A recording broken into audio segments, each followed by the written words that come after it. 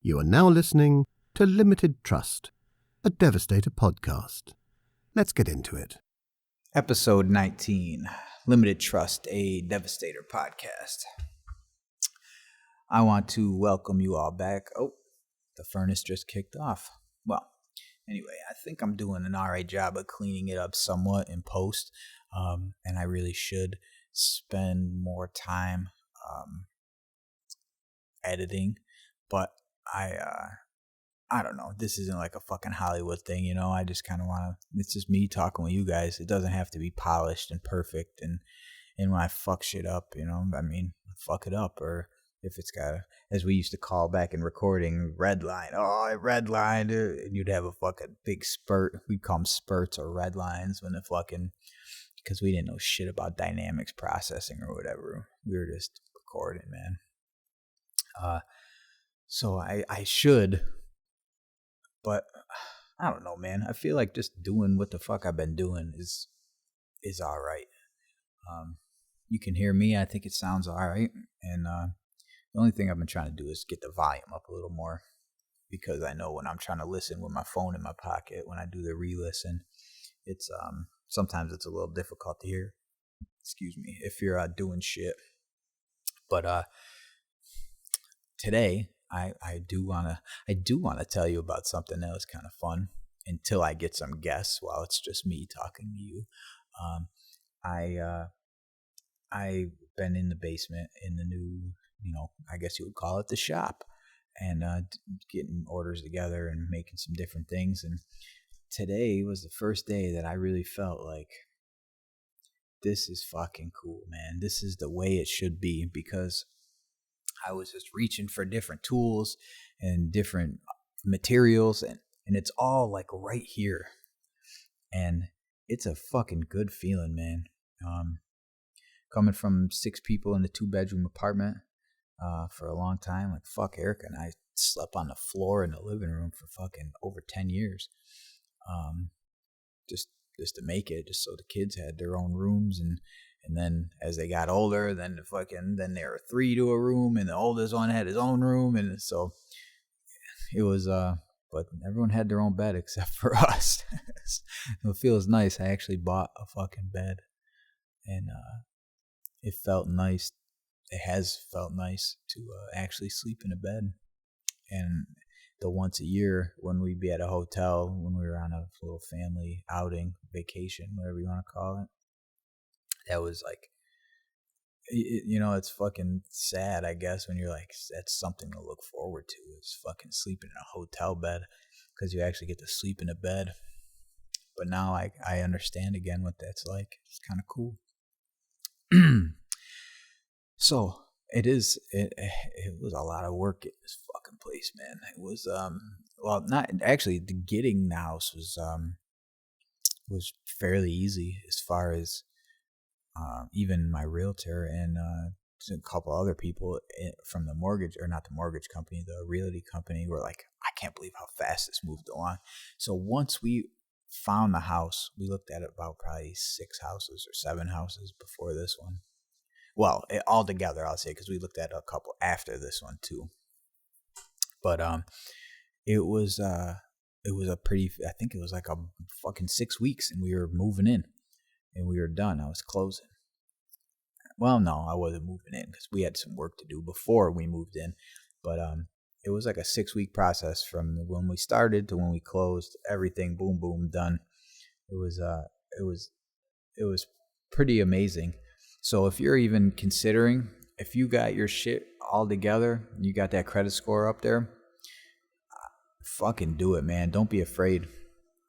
This is kind of fucked up, but there was a psychic or medium or whatever the fuck, the constable.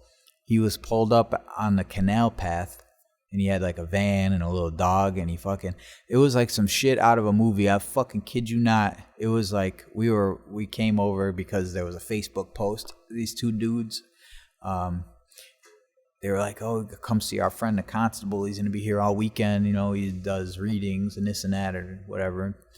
And So we like came walking down the canal from like down by our apartment and came down, and it was still nice out, but it was like misty. It was like kind of foggy, and it was dark, and fucking the moon was huge. I think it was a big fucking orange moon. It was crazy. And it looked like some shit like you sat down and got your reading, right? And then you got up and you walked away and you forgot your wallet or some shit, and you turned around to go back and just your wallet was sitting in a parking lot that was empty, on some fucking Zoltar shit or some crazy shit like that. That's what it fucking felt like, man. The dude had the big beard and shit. He was all dressed up. It was fucking cool. But anyway, the cards that I got were I guess they had to, it was almost like recovery, being fucked up, recovering, making a big decision, and not being afraid to do it or something like that. I wish I could remember how the whole thing. But when he was done with the cards, I said, "Can I tell you what I believe that these mean?" And he's like, "Yeah, tell me." And I said, I'm this, and it was, he was like super fucking excited about, but I guess I kind of played into it, I told him, I worked my own story out, but it really got me thinking, like, what if that shit did have a little something to it? I am scared. I am afraid to leave this 2-bedroom apartment, but I have to. For all of us. And kind of right then it started, and then we brought the fucking cat in, the fucking stray cat, and we were hiding him from the landlord, and he would leave and come and go, and it was like this big hiding thing of hiding the fucking cat. And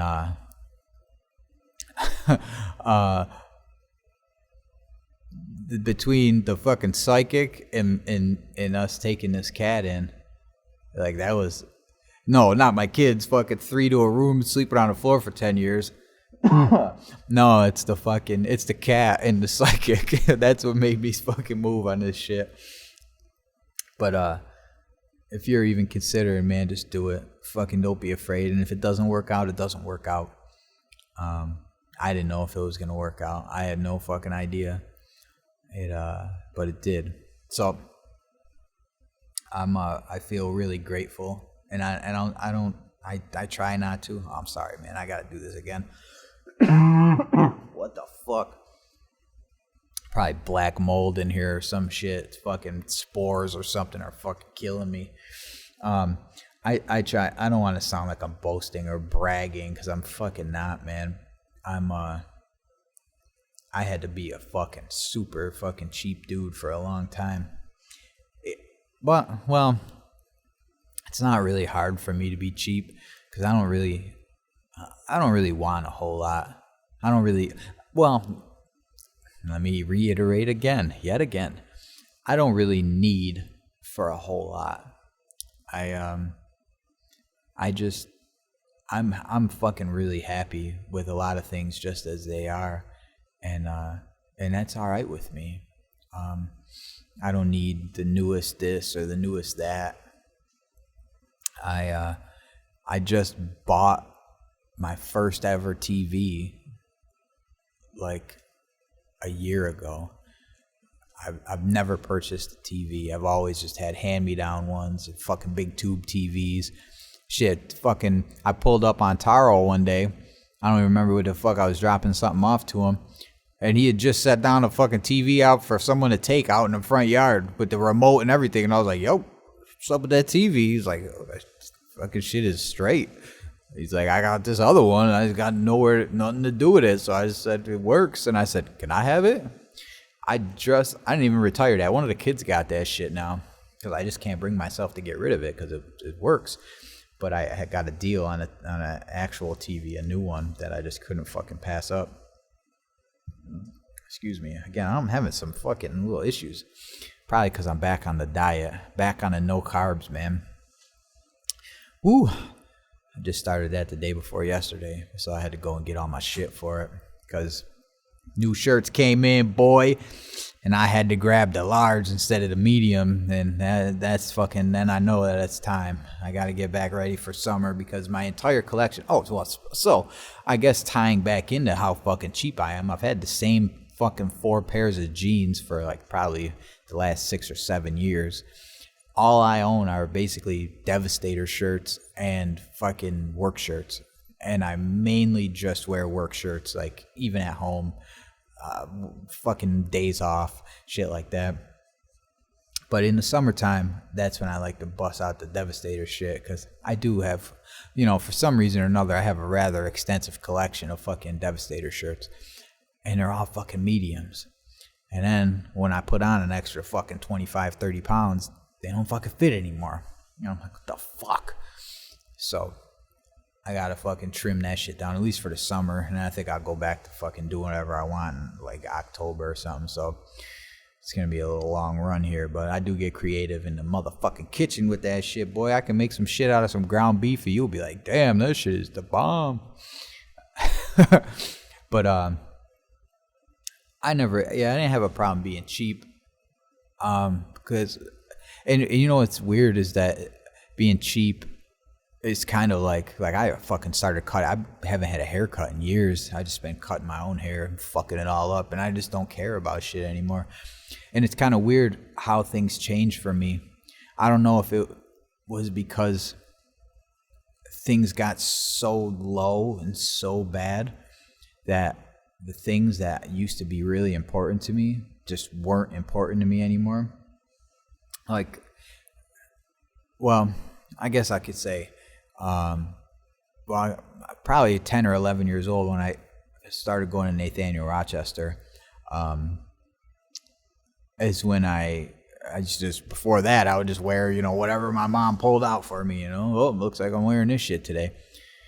But once I started at that middle school, which was probably like one of the worst places, jail, dude, Nathaniel Rochester was worse than fucking jail.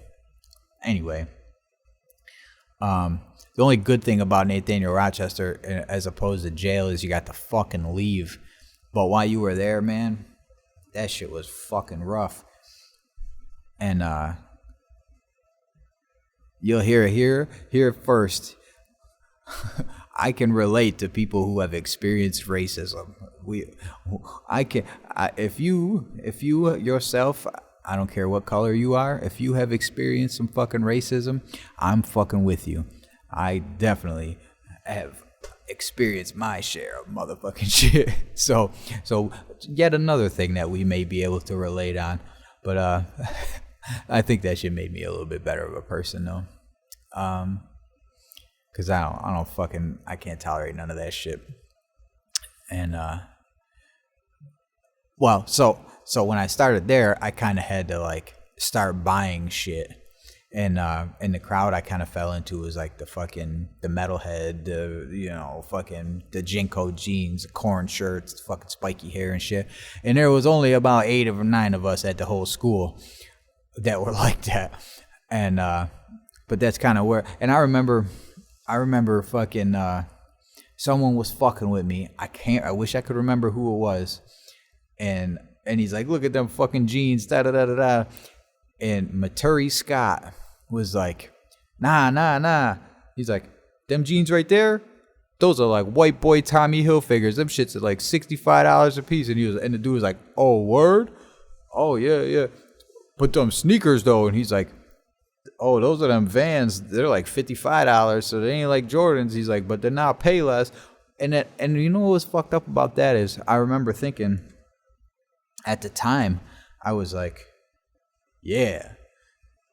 And how fucked up that really was is that I felt I had a sigh of relief that somebody was sticking up for me because of the cost of my clothes. You know what I mean? Like, how fucked up is that? But that kind of put me in this. It started there, I think, slowly. And as I kind of transitioned from being like dressing like a metalhead to being like forming my own self and then I got kind of taken by the streets at that point, and then I was fucking thugging it. But I everything always had to be perfect. And so then as I got older and I got more money, like I wore Covington white t-shirts, right? And I would wear them 3 or 4 days a week. And when I would leave the house, get in my car, I smoked, obviously. So I'd have my white t-shirt. I had a fucking, like a small towel that I would wrap around the seatbelt just in case there was something that got on the seatbelt. And fucking, so it wouldn't fuck my shirt up. And I would have a brand new one in the back in a fucking plastic bag just in case something happened while I was out and fucked my shirt up. And these were, I think, like $25 for a 3-pack. And this was fucking 20 years ago. So I went from getting tortured about fucking tortured, man. Like, you have no fucking idea. Tortured about what the fuck I was wearing, to being like this ultra vain, get my hair cut fucking every 2 weeks. And if I had time, I edge up in between, and fucking like everything was perfect, and fucking I'd have to, I had the crease in my jeans, and I fucking, if they were new, I didn't want to wash them because I didn't want to fucking bleed the fucking color. So I put like a single piece of fucking packaging tape around the cuff so it wouldn't fuck my sneakers up. And I was buying all this fucking vain ass shit. And then I started drug dealing. So then I was buying fucking Movado watches. I had a whole collection of fucking Movado watches. I was doing all this dumbass shit. I would have like all this stuff. And then I don't know what happened. I've got the brand new car. The car's perfect. The fucking I'm that dude. I got 10,000 cash in my pocket, and that was like fucking back in the day when I was an idiot walking around like that. That was before drug dealing. When I was drug dealing, I didn't have like 10,000. But before I was drug dealing, I used to walk around. They used to say it looked like I had a potato in my pocket. And fucking people would tell you, but I just like, I had this weird complex where and I think it was because of all that fucking with me all those years. I think it like damaged me, and I don't remember where the turning point was, but I just don't fucking give a shit anymore. Like I don't fucking care, man. All my shorts are from fucking Goodwill. I bought a pair of Nikes at the outlet mall for $40, and I didn't wear them for over 2 years because they just look nice in the box. And I was like, I don't want to wear them. I don't want to ruin them because all I wear is work boots. And my work boots are the fucking knockoff Timberlands from Walmart for like fucking $30 or whatever. I think they're $40 now. But there was like this massive switch where I would never be caught wearing some fucking knockoff Timberlands, like $180 fucking Timberland boots. What's the fucking item code? 60001 for wheat, fucking 6-inch. Anyway, yeah, I was a fucking weirdo, and I was never an asshole though, because I always knew what it was like to be the fucking guy getting picked on. And all my friends were underdogs, I like to think. And we were never like popular. We were popular amongst us. We were cool amongst us. So then when I started to actually feel like that was real, like I fucking couldn't handle it. Then I went all out. But now I'm entirely different. Like I don't care about any of that shit. Like all my shit's dirty. Even my fucking dad the other day told me like, fucking, you can't wear that jacket to residential jobs anymore because you look like fucking you're homeless. With this fucking ratty ass Carhartt jacket that I wear. But I just I don't know when it started, but I do enjoy it. I enjoy not caring and being and I guess they'd say being cheap, but I didn't grow up with a whole lot. I don't even know how I got here. I don't know how this got here, but how do we ever get here where we are? Yeah, I've changed, man, and I think I've changed for the better. When it comes to shit like that, because it's a lot to think about, and now I'm getting old. What am I going to be? 37 this year. And it bothers me. I look at myself in the mirror. I look at my fucking these bags under my eyes. I look at everything,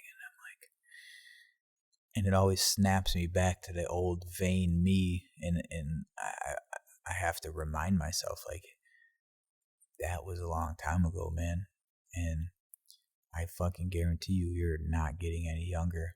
And I have these talks with myself all the time.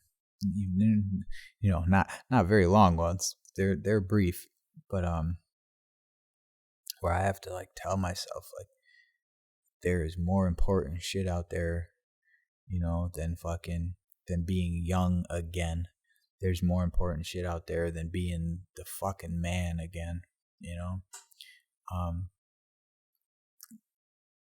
If you're going to be anything, be the man that inspires people, or that fucking is kind to people, or that is, and maybe I'm a hypocrite for saying this, because I do talk a lot of shit, but I do like to try to be an influence on somebody. So I gotta tell people, like, yo, try to make your own fucking inks or paints or whatever. Do it. Go for it. I'm not gonna stop you. And have I felt threatened by other new people? Fuck yeah, I have. But then I think, dude, there's like 7 billion motherfuckers on this planet. And I got a fucking diehard bunch of riding ass motherfuckers that are gonna be here. So I'm not worried. Have I been though? Yeah. But I guess it comes back to the fucking cool complex, being the fucking man. And it's probably some deep-seated fucking scarring that was done at good old Nathaniel Rochester. If I had to guess where it came from, if I had to guess what it was, where you always had, like, I remember we went to Ozfest 03. My dad I was out on bail, and my dad takes us to Ozfest 03, me and Dubs, fucking Antoine. So Dubs is like one of 6 black dudes at fucking Ozfest. And fucking, we were wilding the fuck out, and we were there for the weekend. My dad got like a campsite and shit, and I didn't know nothing about that shit. So me and Dubs are there, and where my dad was with this fucking crazy bitch at the time, and her son, he was weird, but he was fucking cool though. He was funny, but he was on some fuck shit at this point. He brought his buddy, I brought my buddy, and we like separated and shit because they were different than us. We were city kids, they were rich kids, and so I had a fucking, what do we have, W? Oh, I'm asking Dubs. I'm thinking like he's sitting right here. We had a bottle of Bacardi O, and we put it in a water bottle, and we were walking around drinking it at Darien Lake, which is a theme park here in New York, and Six Flags. And I was all fucked up for the whole time. This whole weekend, we were walking around campsites and shit. I'm 16 or 17 at the time, out on bail, fucking wilding the fuck out. And we came back, because you could leave the park, but when you came back in, you had to go through the metal detectors, right? So we left, came back in. And when we came back in with Michael and his buddy, fucking metal detector went off. And Dubs kept walking. And nobody thought he was with us. So he just walked off with the bottle of liquor in the water bottle. And I watched, he went and sat over there. And they like hemmed us up. I tried to walk away. And like, nah, I'm not with them. And he was like, bullshit, you're not with them. I just watched you walk in. You were just talking to him. Okay. So fucking Michael had put his fucking, this weed that he was hiding from us. I smoked all my weed with him. They were drinking on my bottle. And this motherfucker's hiding the weed for him and his little buddy, fucking little fuck motherfucker. Anyway, so the thing goes off. Now, he is a dumbass motherfucker. He tells them everything. He tells them, oh, my mom's this is her phone number, blah, blah, blah, blah, blah. And I'm like, I got a fucking attitude at this point. And he's having me empty out all my pockets and shit, right? and I fucking put this cover up. I had like a couple dollars. I had some cover up and something else. And the dude, and the security guard, he's like, "What is this?" And I think he thought it was like a little thing with some herb in it or something. And he like picks it up, and it looks like a lipstick, but it's a fucking flesh tone cover up. And he goes, "Why you got this? Why you got this?" And I was like, "For my pimples, man." I go, "Fucking breaking my balls for?" I said, "All these fucking dudes are wearing makeup around here at this fucking show." And the dude looks right at me in the face. He goes, "Yeah, but not like this." I was like, "Man, fuck you." But he ended up just fucking still letting me. I didn't have nothing. And they took his fucking weed, and he was like, "My mom's gonna find out." I go, "You stupid motherfucker. You gave him her phone number, you dumb fuck. What the fuck did you think was gonna happen, stupid?" But that show was dope, though. That was a fucking good ass time. That was a fucking fun time, man. I was like fucking shitted up. Me and W got fucking shitty. And he like came back at one point. We like got separated in the campgrounds, and I was chilling with this dude who was rapping fucking Biggie lyrics and shit. We were all fucked up because anyone that looked like they had beer to go around, I was like, "Yo, I got some money," because I had money, but I just couldn't buy beer because I was a fucking teenager. And Dubs is gone for like an hour, and he comes back. I'm like, "Yo." I see him walking through, and he's like, "Oh shit!" He comes over to these people's fire. I go, "Where the fuck were you?" He goes, "I was playing flip cup with a bunch of skinheads." I was like, "What?" Yo, it was mad funny. He goes, "Yeah, they were good guys. Fucking anyway, how you doing?" You know, they were like, "Yeah, fucking chilling." But brings me back to that's how fucking, you know, I'm worried about my pimples. I'm worried about my face. I would put fucking makeup on, you know, because I'm worried that someone's gonna look at me or someone's gonna say something or something. But once I shed all that, I think it's still there slightly, but I'm so fucking busy and I have so much other important shit to do, important to me and also important to other people, that things get taken care of, that I don't have time to fucking sit there and really harp on that. But damn, I've just been going on and on about some bullshit. I don't even know. I guess I was just wanted to start off by saying fucking I'm in the basement. In the fucking, I wish I could edit the fucking furnace out a little bit better. And then we got on this big tangent about being cheap. I'm fucking cheap though, man. Believe me, I'm a cheap ass motherfucker, dude. I don't need shit. I'm cheap as fuck.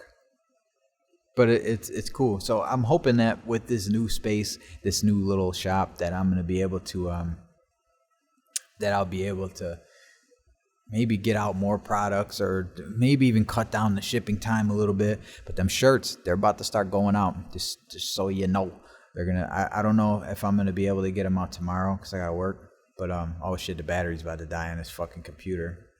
I don't know where I might be able to. Hold on. I'm gonna try to plug it in right quick. Because if it fucking dies, we lose the whole episode.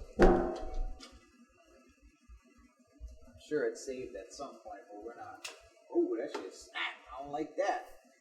This house is built in 1920, and then it's making the snapping sound. So I got it plugged in for now. Or did I say 1920? 1900. 1900. It's 123 years old. So sometimes you little snappy snap when you plug in the electronics in this motherfucker. But I hope that this new move in this new place and me not having to store all of my fucking shit in everybody's room, every child's room. They all like new shit. Like all the kids, if I'm like, "Yo, you seen where the Dremel is?" "Yeah, it's in the box under my bed." "Oh, you seen all those empty bottles?" Yeah, they're in my closet underneath my fucking, you know, my fucking BOSI's uniform or whatever the fuck. "Oh, yeah. Oh, where's the fucking..." I got fucking 150 fucking Sharpie markers and stuff stuffed under someone's bed in a box, you know. So looking around right now, I got like all my little bullshit right here in one spot, and it doesn't look very impressive, but it feels like it's where it should be. So I'm hoping that I'll be able to continue to put out decent shit. And what I want to do is I want to make like a test wall or even just like a video wall outside in the garage, because the garage is cool, but it's way too fucking cold, like right now especially, and I'm not really in the financial position to try to put any heat in that shit. Just like I'm looking at this laptop and how fucked up it is. It's like old and fucked up. It says it's got 6 gigabytes of hard drive space left. so I'm gonna get a laptop before I'm gonna get a heating in the fucking garage. I probably won't ever get a laptop. I'll probably just continue to use this because of how fucking cheap I am again. But yeah, so I'm thinking of if we can get a test wall out there, we can make some cool content and do like I see people do like buff content and all this shit, but you know, if I do something like that, it's gonna be the fucking real deal. Like, it's gonna be fucking not, you know, oh, look at, I sprayed over it with the fucking 1 coat of quick color. It's bleeding right through. This stuff is the best. You know, I'm really gonna fucking, and I want to be able to make cool videos and shit for people to look at and try to drum up some interest. And I'm hoping to just roll into the sweatshirts after these shirts, because the dog head shirts are flames, and I appreciate everyone who fucking got one. And I love you guys, man. I love you all. If like I said before, even if you don't buy anything, man, I fucking love you guys. I love people that fucking send me an email or fucking send me a message in the inbox and just say, oh, I listened to the fucking podcast, and you know, I love what you're doing. And see me, I sit here rambling on for 31 minutes saying like, man, this sucks. No one's gonna want to listen to this shit. Fuck, this sucks. I should redo it. Oh, what the fuck? Oh, the sound. Oh, the fucking this, the that. And then someone will message me and be like, yo, keep doing what you're doing. I like what you say. And I hope that as I keep doing it, and maybe in a lot of the stories I have end up coming out when I'm talking with other people, you know? Like if I don't outline an episode that great, which I haven't outlined one in a long time, I just kind of go. And if I have more ideas, then I kind of roll with them. But like today, I was just kind of rolling. It turned into its own thing. But I feel like I'll be able to tell more stories when I'm talking to people, because right now, if you just say, yo, like, tell me a story, and I fucking would struggle to think of something funny. But if I'm sitting there bullshitting with Taro or Silo or fucking Bus from Machine Studio or whoever we're going to be doing this shit with, anyone who wants to come, fucking Joe Stopa, fucking stand-up comedian, that would be a fun show. Dude, he's so fucking witty. He says like the funniest shit. He is a funny ass dude. That's why I want to get him. Like I'm sure we could, like the stories that people like to hear will definitely come out. But well, so I've talked about a whole lot about nothing. Be cheap. Fucking don't worry about what other people think about you. Don't do fucking racism and try to be a good person. But if someone fucking breaks your balls and you gotta fucking aerate their ass, fucking do what you gotta do. But be kind and don't hurt animals. I'll fucking kill you. Alright, I was thinking about that shit the other day. Like, I don't know. I can't remember. I'll have to go back and listen. Like, I don't know if I ever told you guys about the animals and shit that we had growing up, because my mom does the rescue. And I know I talked about my mom and shit. And I've known some people said they wanted my mom to come in on an episode. And maybe I can get her to come in. That might be fun. But my soft spot for animals is crazy. So this dog head shirt is like really special to me because that logo fucking has the significance. It was the logo of my quote unquote record label. And on my first album that I put out by myself, that was on the cover. I'll see if I can find it and I'll post it. The album was called Black September. It was a fucking heater to me anyway. But I was thinking the other day, I was like, I remember when I was younger, I'd say, like, I could definitely kill. I would for sure. If there was a person in front of me and a dog in front of me, and you said, one of them, I have to kill one of them, I would fucking shoot the person immediately. Like, I wouldn't even, and I don't know, is that wrong of me? Does that make me less of a person that I would value the animal's life more than a fucking person?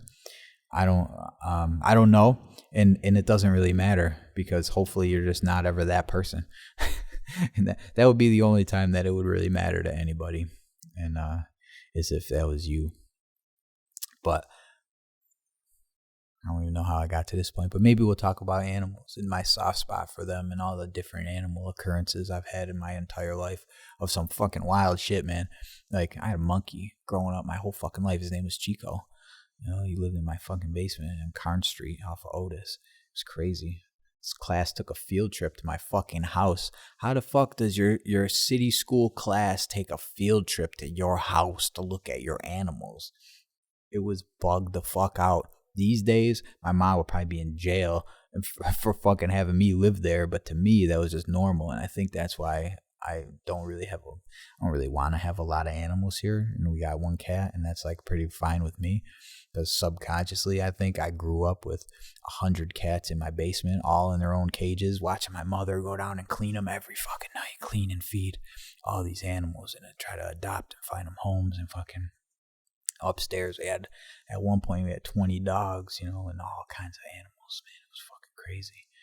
But it didn't look like it. Like, if you walked in, you'd be like, holy shit, that's mad dogs.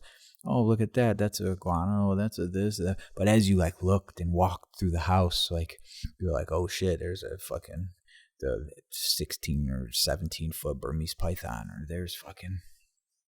You go into the bathroom downstairs, there's a fucking... You know, a fucking groundhog and a chinchilla and a fucking, you know, who the fuck knows flavor of the week. It was crazy, but it was normal to me. Yeah, but it was crazy to a lot of people. Like, what the fuck? I remember taking my friends down in the basement to see the monkey, and they were like, what the fuck is going on? Man, we should get Dubs on here, man. Me and Dubs, we could probably do a good ass episode. Pep, I fucking love you, dude. Brodar, I see you. Max from fucking Germany, I see you. Love you guys, man. You guys are fucking awesome. Everybody. You're all fucking awesome. Zipper, I fucking see you. I see all you guys, man. Everyone that's still hanging out. Everyone that's still listening. I appreciate it. I don't know what the fuck I talked about today, but we'll wrap it up. If you guys ever fucking gotta chop it up about drug problems and fucking problems at home or whatever, man, don't hesitate. Feel free. And if you're ever fucking getting bullied or fucked with or whatever, let's see who we got in the area who could help you out. Yeah, I mean, put up a fucking flag, send up a smoke signal. And if you're in Pep's neighborhood, maybe he'll come and fucking punch someone in the face for you because they breaking your balls too much. All right, guys.